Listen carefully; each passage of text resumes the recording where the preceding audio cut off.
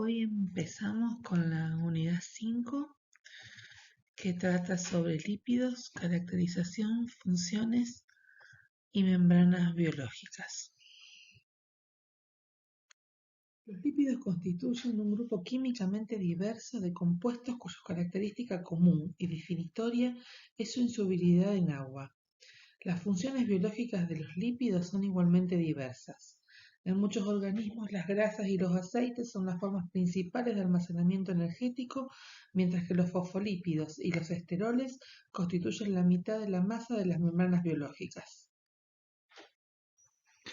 Son biomoléculas formadas por carbono, hidrógeno y oxígeno, aunque en su estructura también pueden contener fósforo, nitrógeno y azufre. Con las propiedades más importantes son que son insolubles en agua, que son solubles en solventes orgánicos como el éter, el hexano, el benceno, el cloroformo, no forman polímeros y en general se forman por condensación de moléculas de acetato. Como funciones de los lípidos vamos a comenzar a hablar de la función de reserva, ya que en muchos organismos las grasas y los aceites son la principal reserva energética. 1 gramo de grasa produce más del doble de kilocalorías que los glúcidos. A modo de ejemplo les presento los 3 tipos de adipocitos, 3 tipos celulares involucrados en el almacenamiento energético. Los adipocitos blancos, los adipocitos beige y los marrones. Los adipocitos blancos son los que donde se acumula la grasa. Es este tipo de grasa más abundante en el cuerpo humano, que puede actuar como reserva energética y su impacto metabólico es el responsable de toda la patogenia vinculada a la obesidad. Los adipocitos marrones es la grasa corporal termogénica que activa el metabolismo para obtener energía en forma de calor. Hasta hace muy poco tiempo se pensaba que solamente los recién nacidos eran portadores de adipocitos marrones, pero las últimas investigaciones demostraron que en cualquier etapa del desarrollo, en cualquier momento, tenemos, y en cualquier edad, tenemos todos un porcentaje de adipocitos marrones que varía según el estado corporal. Y se observa que tienen la mayor cantidad de grasa marrón las personas delgadas. Este color oscuro, se debe a la alta densidad de mitocondrias. Por último, el adipocito beige es un adipocito blanco que ante algunos estímulos puede funcionar de forma termogénica, generando calor, como un adipocito marrón. El frío y el ejercicio físico son los 2 únicos estímulos capaces de activar a esta grasa. ¿Sí? Son conocer más acerca de la fisiología de estos tipos celulares, de estos adipocitos, va a ser clave para manejar la obesidad y sus complicaciones.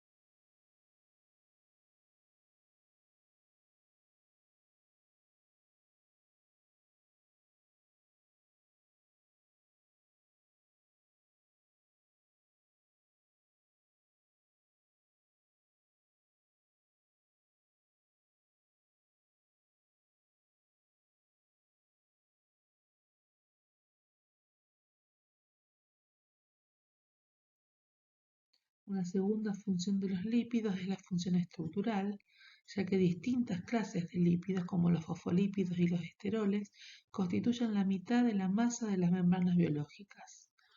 Los lípidos forman bicapas en estas membranas que recubren órganos que le dan consistencia o lo protegen mecánicamente, como puede ser el tejido adiposo de pies y de manos. En la figura tienen representada una bicapa lipídica en distintos colores los distintos fosfolípidos, con la presencia de proteínas integrales de membrana o periféricas y ciertas cadenas de azúcares hacia el lado exterior de la bicapa. Otros tipos de lípidos y otras funciones, aun estando presentes en cantidades relativamente pequeñas, juegan papeles cruciales como cofactores enzimáticos, transportadores electrónicos, agentes emulsionantes, hormonas y mensajeros intracelulares. Lo que tienen graficado es cómo los lípidos pueden participar como agentes emulsionantes, ¿sí? Rodeando determinados compuestos que no sean hidrofóbicos, facilitando, por ejemplo, la absorción a nivel intestinal.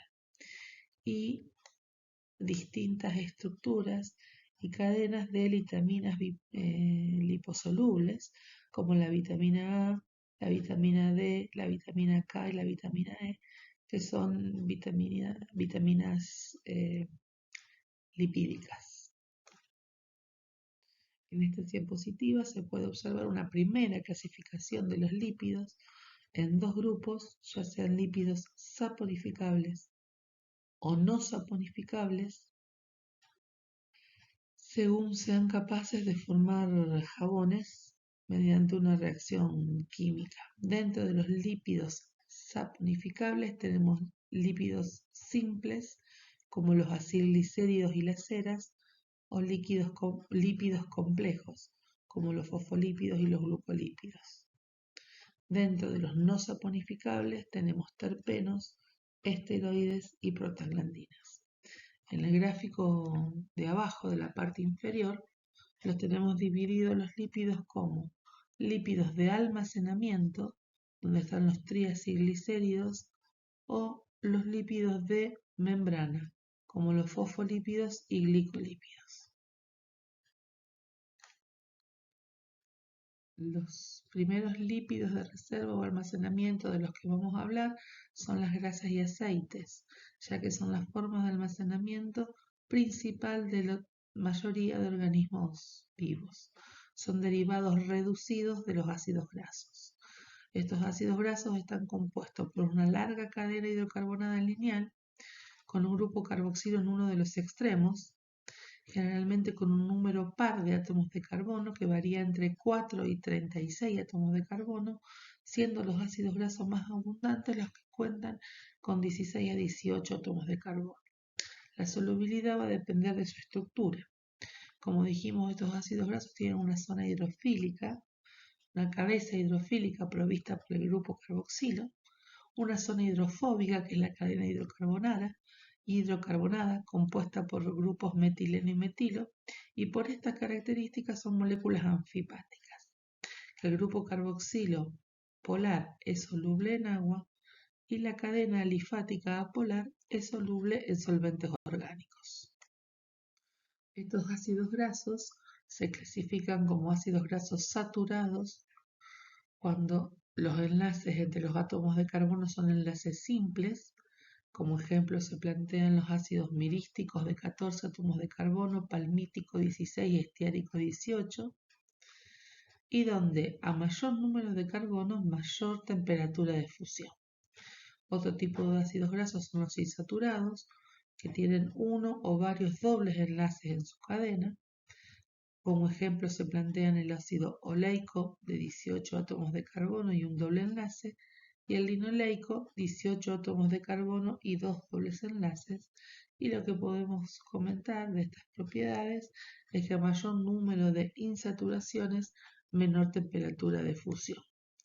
A la derecha de la imagen tiene como ejemplo la estructura de un ácido graso saturado como el palmítico y un insaturado como el linoleico, donde se ve que los dobles enlaces van formando como codos en un ángulo de 30 grados.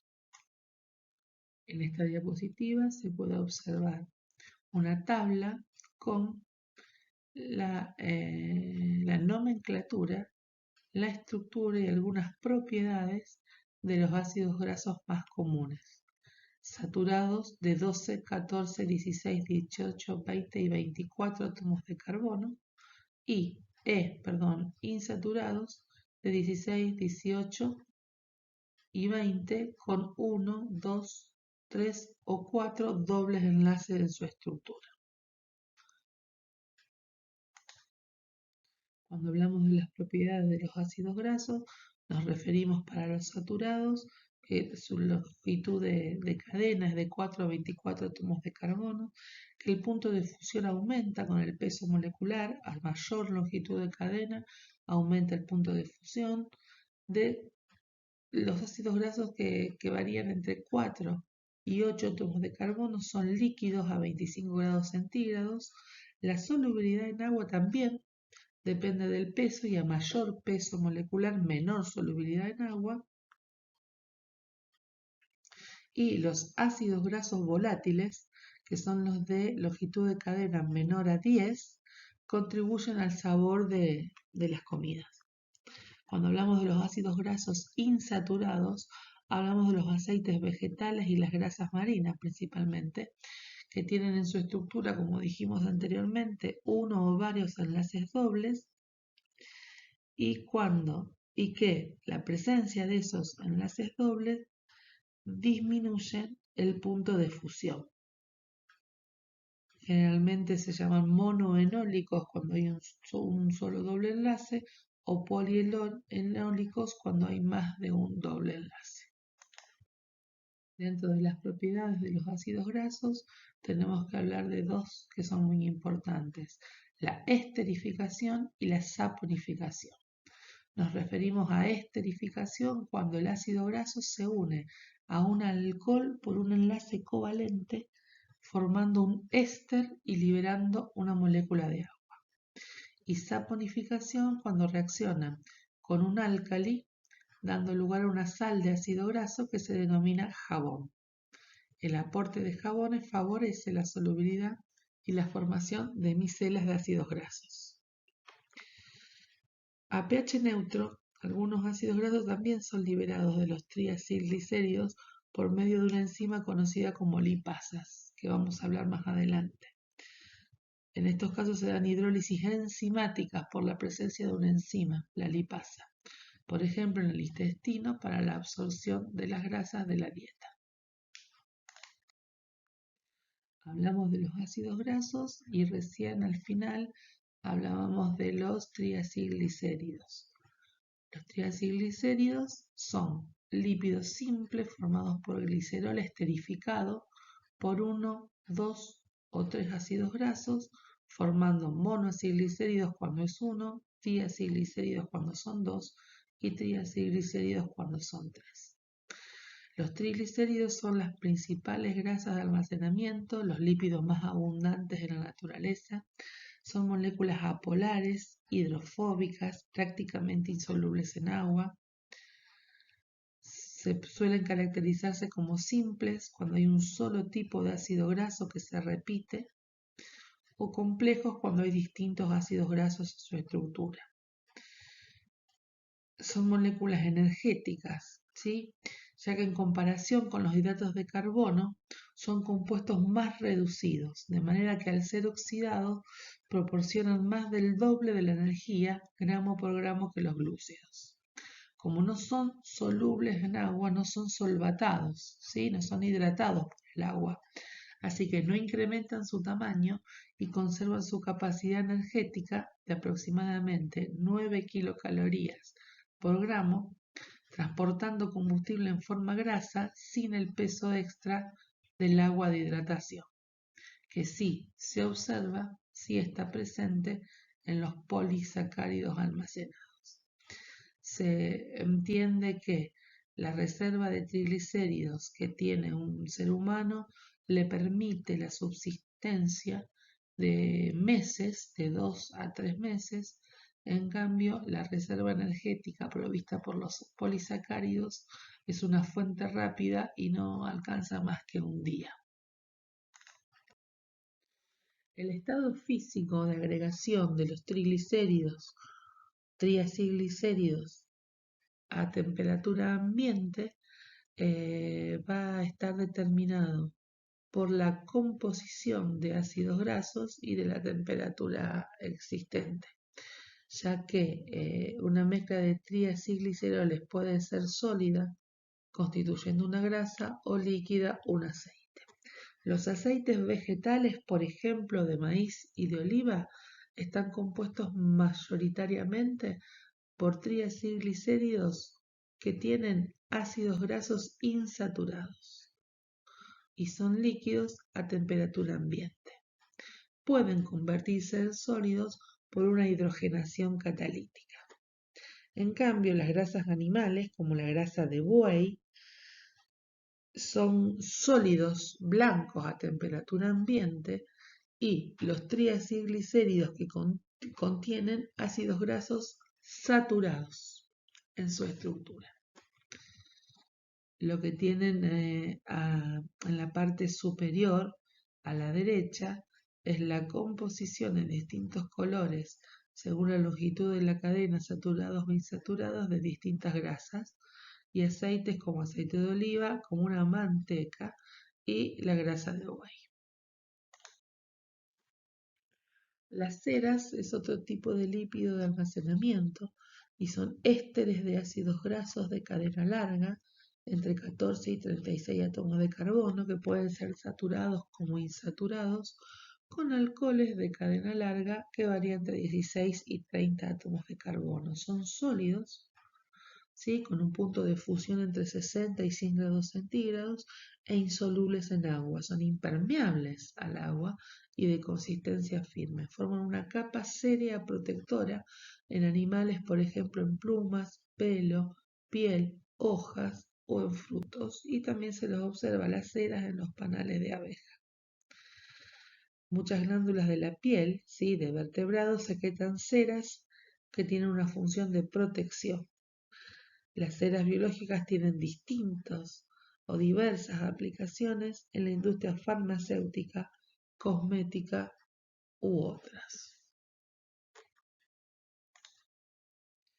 Volviendo a la diapositiva de la clasificación de los lípidos, dentro de los lípidos saponificables, que son los capaces de formar jabones, ya estuvimos hablando de los lípidos simples, de los acilglicéridos y las ceras, y vamos a dar ahora comienzo a la descripción de los lípidos complejos.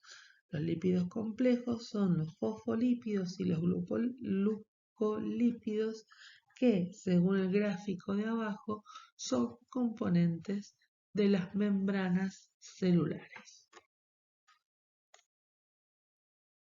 Los lípidos complejos o estructurales de las membranas son moléculas anfipáticas, donde la orientación de sus regiones hidrofóbicas e hidrofílicas dirige su empaquetamiento hacia la formación de las bicapas membranosas.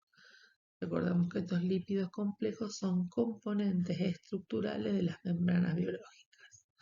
Nosotros vamos a hablar específicamente de 3 tipos componentes de esas membranas, que son los glicerofosfolípidos, los esfingolípidos y los esteroles.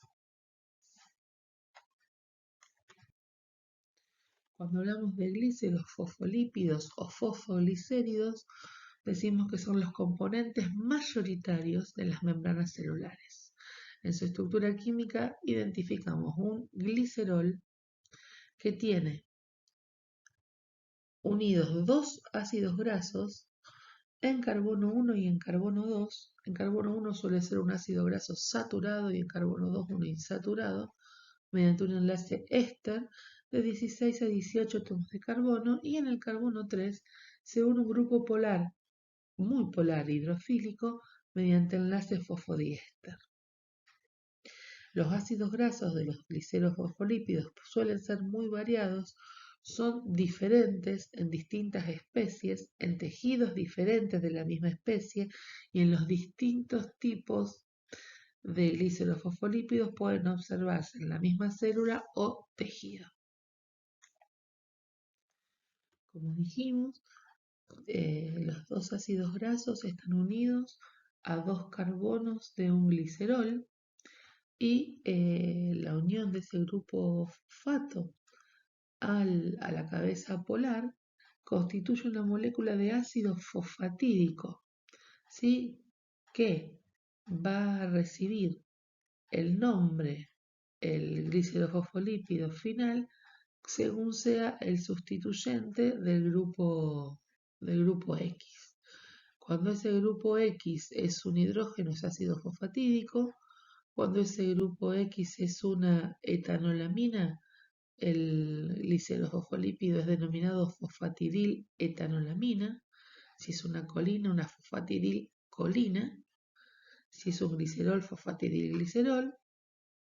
Como puede ser, son con distintas características químicas y distintos tamaños, ¿sí? Y algunos con estructuras cíclicas. Los más comunes, los glicerofosfolípidos más comunes en membrana, son la fosfatidilheterolamina y la fosfatidilcolina. Estas dijimos que eran uniones tipo éster. Sin embargo, hay fosfolípidos que tienen ácidos grasos unidos con una unión tipo éter y se encuentran en algunos tejidos animales, ¿sí? Por ejemplo, en el tejido cardíaco o en algunos organismos unicelulares como bacterias halófilas, protistas, ciliados o ciertos invertebrados. Y la presencia de que haya glicerofosfolípidos con unión éter los hace que estos sean resistentes a la acción de las enzimas fosfolipasas, ¿sí? Resistente a la hidrólisis enzimática. Ustedes ya saben lo que es una enzima, ya lo tuvieron como tema principal del primer parcial y ya les mencioné unas diapos anteriores la participación de fosfolipasas en la escisión, en la hidrólisis enzimática de ácidos grasos de triacilglicéridos, por ejemplo. Lo que podemos hablar en este punto es que existen fosfolipasas específicas que degradan los fosfolípidos de membrana, ya que las células están en continua remodelación y degradan y reemplazan continuamente sus lípidos de membrana. Para cada uno de los enlaces en un glicerofosfolípido existe una enzima hidrolítica específica. Si ustedes se fijan, la fosfolipasa A1 rompe el enlace que conecta el ácido graso en posición 1 con el glicerol, generando un liso glicerolípido y un ácido graso. La fosfolipasa A2 haría lo mismo que la 1 en posición 2, liberando un liso glicerolípido y un ácido graso. La fosfolipasa C genera diacilglicerol por un lado y la cabeza polar con el fosfato todavía por otro, y la fosfolipasa D genera ácido fosfatídico por un lado y la cabeza polar, ya sin el fosfato, por el otro. 4 tipos de enzimas diferentes para hidrolizar 4 enlaces distintos. Otro tipo de lípido de membrana son los esfingolípidos. Es la segunda clase en importancia de lípidos de membrana. Tienen una cabeza polar y 2 colas apolares, pero no contienen glicerol. La molécula sobre la cual se van a ensamblar estos esfingolípidos es denominada esfingosina, ¿sí? Que es un aminoalcohol de cadena larga o uno de sus derivados. A esa estructura de esfingosina se une un ácido graso de cadena larga y una cabeza polar, que generalmente puede ser un alcohol u otras veces ácido fosfórico en enlace diéster. Los carbonos 1, 2 y 3 de la esfingosina son portadores de grupos funcionales oxidrilo y amino homólogo a los 3 oxidrilos del glicerol. Cuando un ácido graso en enlace amida se une al carbono 2, se obtiene una ceramida, que es la estructura fundamental de los esfingolípidos. Recordemos que el ácido fosfatídico era la estructura fundamental y de la cual se podían definir todos los glicerolípidos, y los esfingolípidos se hacen sobre la estructura de una ceramida. Tenemos distintas clases de esfingolípidos, todos derivados de una ceramida según sea el reemplazo de ese grupo funcional X. Cuando hablamos de esfingomielina, esa X es reemplazada por una fosfocolina o fosfoetanolamina. Hablamos de glucolípidos neutros sin carga, cuando esa X es reemplazada por uno o más azúcares. Y hablamos de gangliósidos, cuando son varias unidades glucídicas y la más común es el ácido N-acetilneuramínico o ácido siálico. Lo que se presenta en esta diapositiva es una tabla donde se describen las distintas clases de esfingolípidos según sea el grupo funcional unido, ubicado en ese terminal X. Cuando esa X es reemplazada por un hidrógeno, se forma una ceramida. Cuando es una fosfocolina, el esfingolípido resultante es una esfingomielina, que tienen a la derecha graficada. ¿Se acuerdan el esqueleto de esfingosina con el hidrógeno ceramida y con una fosfocolina, la esfingomielina, que es típica o característica de las membranas plasmáticas de células de animales y un constituyente esencial de la vaina de mielina que rodea y aísla los axones de las neuronas? Los gangliósidos, otro tipo de esfingolípidos, tienen oligosacáridos complejos en esa posición X y son los más complejos de todos los esfingolípidos. Constituyen solo el 6% de los lípidos de membrana en la materia gris del cerebro humano y en menor proporción en las membranas de tejido no nervioso. Como vamos a ver más adelante, muchos de este tipo de esfingolípidos suele ser un punto de reconocimiento, ¿sí?, a nivel celular. Y el caso de los gangliósidos del GM1 es el punto de unión de la toxina colérica a la célula. En la diapo anterior hablamos de los esfingolípidos y los gangliósidos, y otro grupo de esfingolípidos son los glucoesfingolípidos o glucolípidos neutros. Los glucolípidos poseen de 1 a 6 unidades de monosacáridos, ¿sí?, unidos a esa cabeza en la posición X, y esos monosacáridos pueden ser de glucosa, de galactosa o N-acetil de galactosamina.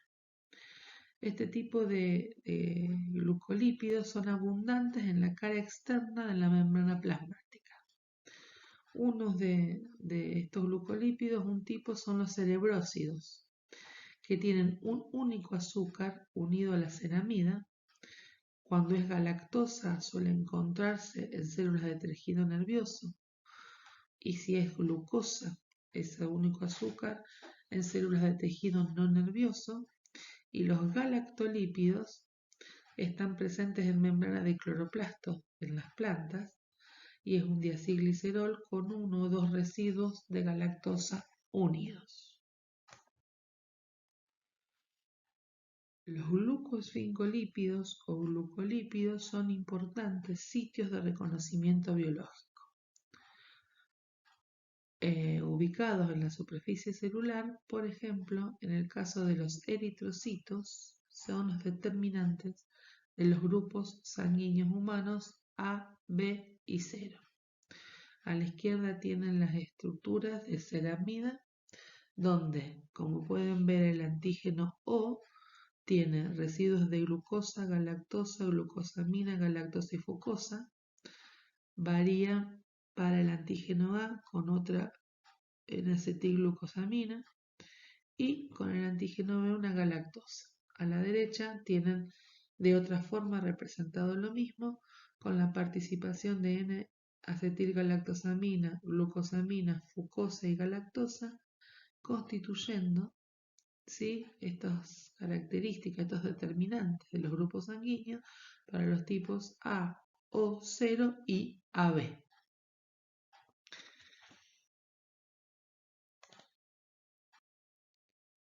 Habiendo definido ya los glicerolípidos y los esfingolípidos, nos queda como tercer y último grupo dentro de los más importantes componentes de las membranas celulares, los esteroles.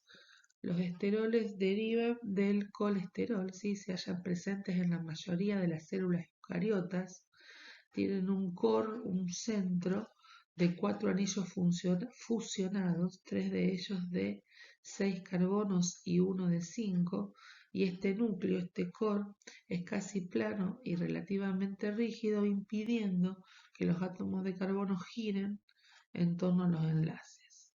El colesterol es el principal esterol de los tejidos animales, es un precursor de una amplia variedad de esteroles y un componente estructural de membranas.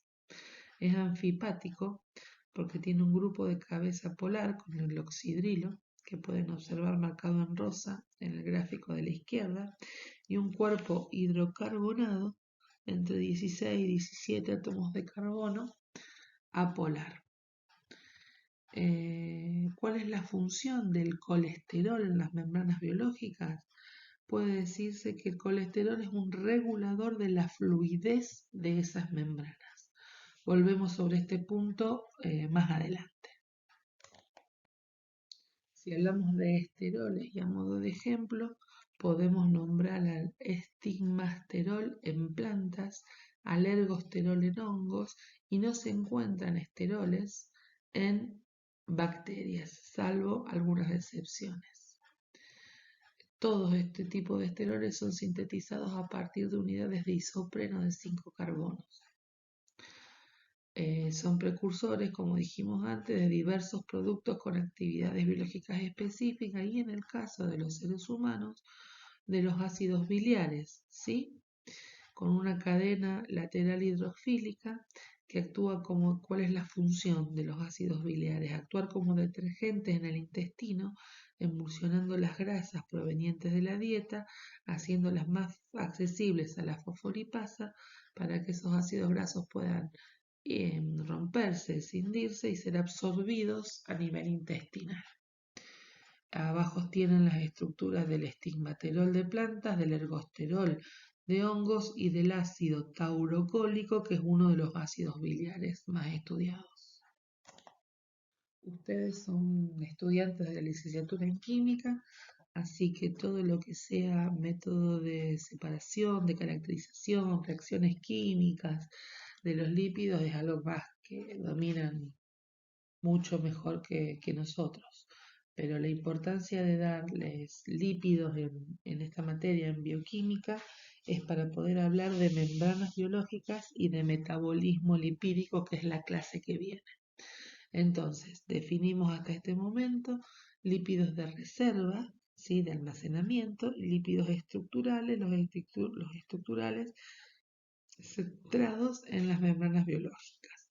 Recordando algo de las primeras clases, las de biología, podemos hablar de membranas biológicas como aquellas membranas que definen los límites de la célula, que delimitan compartimentos intracelulares en células eucariotas, controlando su composición porque son una barrera selectiva que permite el transporte de moléculas e iones de un compartimento a otro, que participan en la percepción y transducción de las señales y la comunicación, participan en la producción de energía y en la protección celular. ¿Cuáles fueron los primeros hallazgos o las primeras descripciones de estas membranas lipídicas, de estas membranas biológicas? Ya les dije varias veces que los glicerolípidos, los esfingolípidos y los esteroles son virtualmente insolubles en agua. Entonces, en la década del 30 y del 40, Danieli y Dawson estudiaron las bicapas lipídicas sobre una superficie acuosa. ¿Qué se observó? Que se organizaban espontáneamente formando gotas, ¿sí?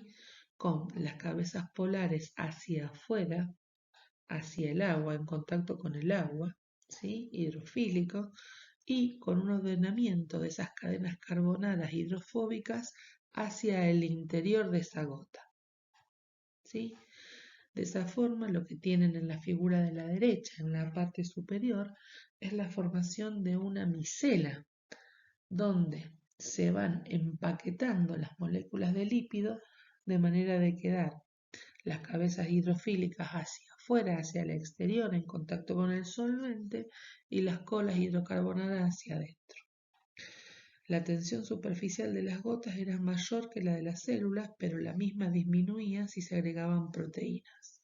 Cuando uno agrega proteínas a este agregado lipídico, las membranas se achataban. Lo que tienen en la parte inferior de la figura es la representación gráfica de una bicapa lipídica.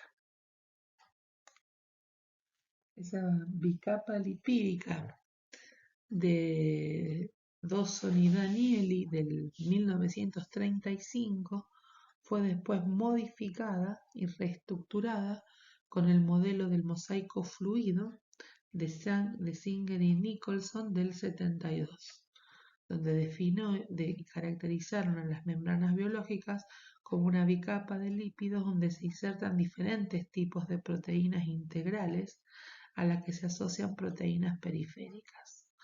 Definen esas membranas biológicas como un fluido bidimensional heterogéneo.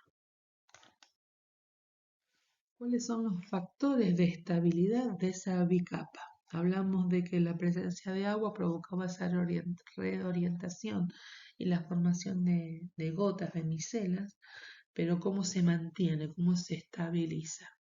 Las cabezas hidrofílicas van a presentar enlaces de tipo hidrógeno, interacciones electrostáticas, ¿sí? Entre las cabezas y el agua. Y las colas hidrofóbicas obviamente van a presentar interacciones hidrofóbicas, interacciones de Van der Waals en esas cadenas hidrocarbonadas que va a favorecer el empaquetamiento de esas colas. Hablamos anteriormente de que los lípidos de las membranas son renovados continuamente, son reemplazados. Y hablamos también de que estas bicapas lipídicas constituyen un mosaico fluido, lo que permitiría el movimiento de los lípidos en ella, de los fosfolípidos. Lo que se sabe es que no pueden alternarse de una bicapa, de una capa a la otra, que no migran, sí que es un movimiento que raramente ocurre, que se llama flip-flop, que puede ser espontáneo o mediado por una enzima, por una flipasa, y sí se observa una difusión dentro de cada monocapa con un movimiento continuo. Una difusión lateral existe en cada monocapa y no existiría, no sería algo espontáneo, algo energéticamente favorable, que esté favorecido, la traslocación de un lípido de una capa a la otra. Reforzando conceptos de la diapositiva anterior, lo que tienen representado en esta son los movimientos de los fosfolípidos en la bicapa. Como dijimos, el flip-flop, que es la traslocación de un lípido de una monocapa a otra, es algo que no está favorecido energéticamente, que es un proceso muy lento y que se da rara vez. Sí está ayudado por una enzima, por una flipasa, que facilitaría la difusión entre monocapas. ese proceso es un poco más rápido y sería más factible de ser llevado adelante. Por último, la difusión lateral dentro de la misma monocapa es algo que se da con mayor frecuencia, que es algo que se puede identificar, no está catalizado por ninguna proteína, sería algo espontáneo y es un movimiento que se da muy rápidamente. Algo que es muy importante de las membranas y que tienen que recordar es que las membranas son asimétricas. ¿Esto qué quiere decir? Que las dos capas de la bicapa no están constituidas por los mismos lípidos.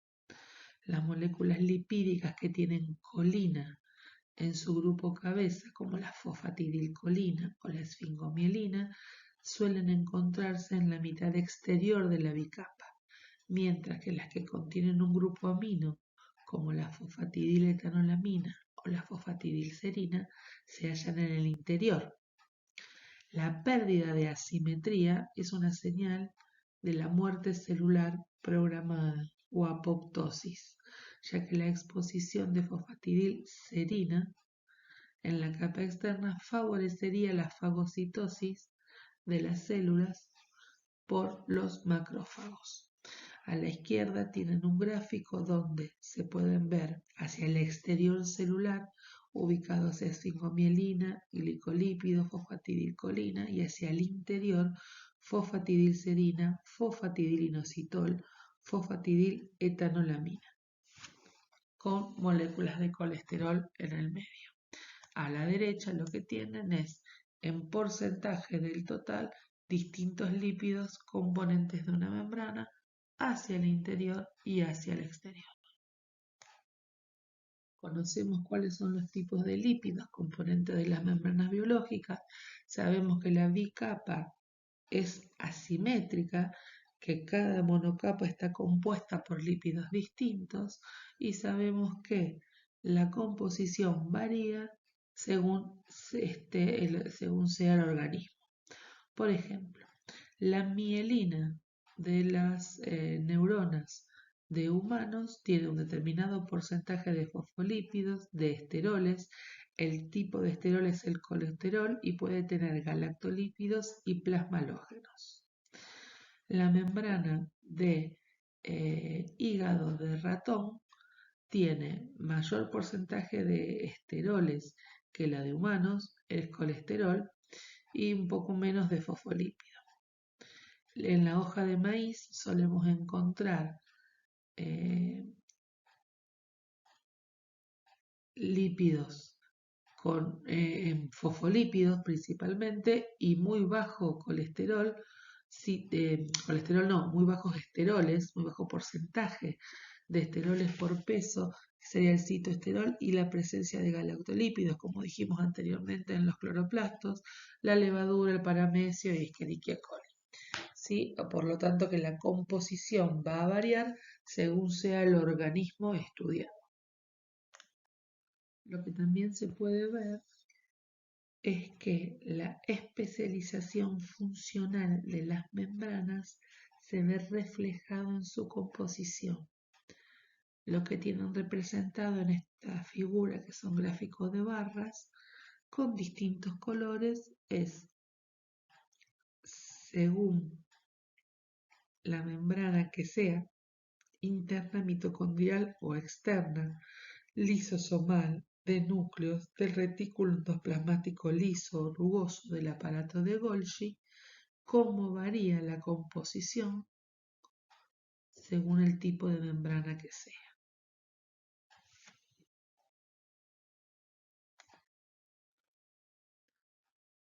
Dijimos que según el tipo de célula y según el tipo de organela que la membrana esté recubriendo, puede ser variable su composición. En el caso de las células bacterianas, como el caso de Escherichia coli crecida a distintas temperaturas, esa variación de temperatura puede reflejarse en una variación del porcentaje de lípidos en las membranas, de distintas clases de lípidos en la membrana. Lo que ustedes pueden ver en esta tabla es que el ácido palmítico por ejemplo, varía entre 18 y 48% según el cultivo de Escherichia coli se ha crecido a 10 o a 40 grados centígrados. En contraste, el palmito leico pasa de 26% cuando las células son crecidas a 10 grados centígrados a 9% cuando son crecidas a una temperatura mayor, ¿sí? A 40 grados. Entonces, no solo el tipo celular, el tipo de tejido, el tipo de orgánulo, sino también la temperatura puede modificar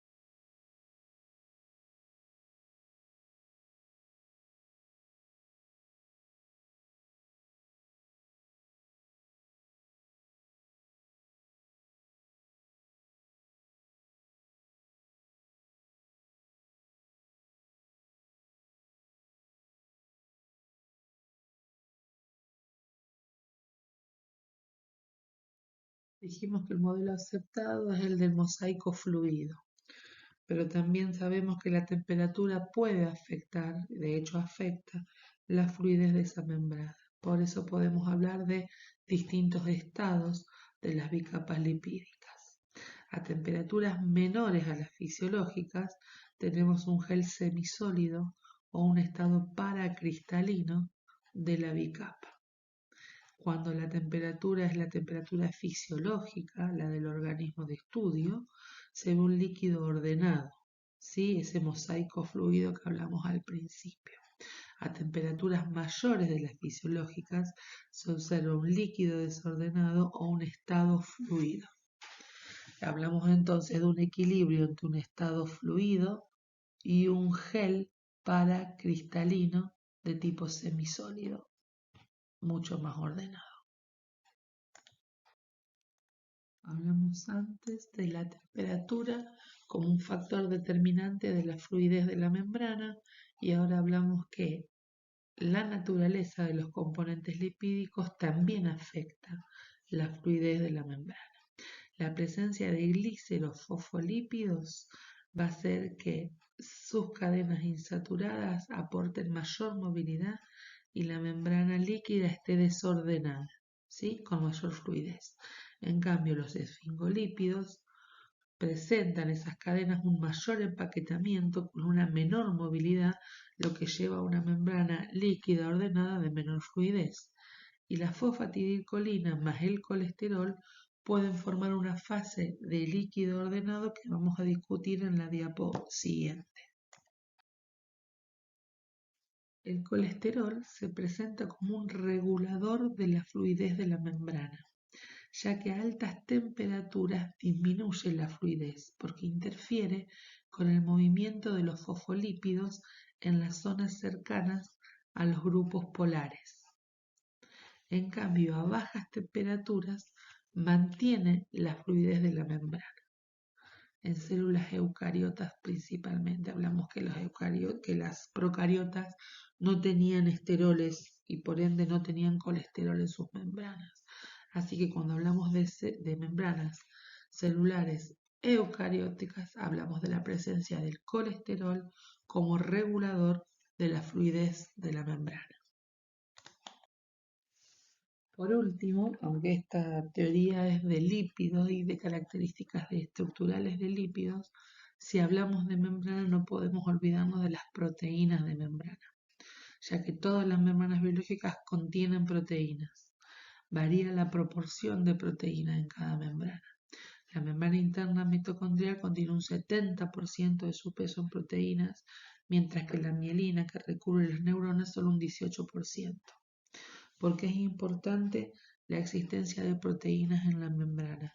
Para el transporte de iones inorgánicos y de moléculas pequeñas solubles en agua que no pueden difundir por la membrana lipídica y necesitan de un transportador que las ayude. Esos transportadores son proteínas. Como ustedes pueden ver, hay 8 ejemplos de proteínas, ya sea integrales, ya sea periféricas, ya estén asociadas por el glicerol, asociadas a otra proteína. O sea, hay distintos modelos de canales, de poros, de transportadores, pero todos son proteínas que ayudan al transporte de iones inorgánicos o de moléculas hidrosolubles. A modo de repaso muy rápido, porque se me ocurre que en físico-química ustedes esto lo deben haber dado y muy bien, nombramos distintos procesos de transporte que se dan a través de membrana, ¿sí? Aquellos que se dan a través de un gradiente de concentración a favor de un gradiente de concentración va a ser un proceso de difusión simple, en este caso va a ser de una molécula lipídica, de una molécula hidrofóbica que pueda disolverse en la membrana y difundir a través de ella. Para los iones, como dijimos antes, o moléculas hidrofílicas es necesario un canal o un transportador. Ese transporte puede ser pasivo o activo, según requiera o no una fuente energética que ayude y sea a favor o en contra de un gradiente. El transporte pasivo se da generalmente a favor de un gradiente de concentración o electroquímico del soluto que quiero transportar. Entonces dijimos, si es una molécula liposoluble, se va a dar un proceso de difusión simple a favor de un gradiente de concentración. Si ya son moléculas hidrosolubles, vamos a necesitar de transportadores, que puede ser mediada por transportadores o mediada por canales. Y si es a favor de gradiente, si es en contra de gradiente, voy a necesitar una fuente de energía que me ayude a llevar adelante este transporte activo. Podemos resumir a las fuentes de energía para el transporte activo como aquellas que requieren de una hidrólisis de ATP, que es lo central en este gráfico. Necesito hidrolizar ATP para obtener energía para poder traslocar sustancias en contra de gradiente electroquímico. Puede ser que este transporte esté dirigido, guiado por luz, estimulado por luz, o puede ser que esté acoplado al transporte, a la traslocación de otra sustancia que esté a favor del gradiente electroquímico. O sea, el transporte a favor genera energía de manera tal que pueda traslocar algo en contra de su gradiente electroquímico. Por último, cuando hablamos de tipo de transporte, hablamos de uniporte, cuando es una sola molécula la que es transportada a través de la membrana, o hablamos de sinporte, cuando es cotransportada con un ion o con otra molécula en la misma dirección, o antiporte, cuando es transportado con otra molécula u otro ion en sentido contrario. Uniporte, una sola molécula, transporte acoplado, sinporte o antiporte. De esta forma terminamos el primer teórico que involucra lípidos con características estructurales de lípidos de reserva y de componentes de membrana lipídica y con nociones muy básicas de membrana y de transporte a través de membrana.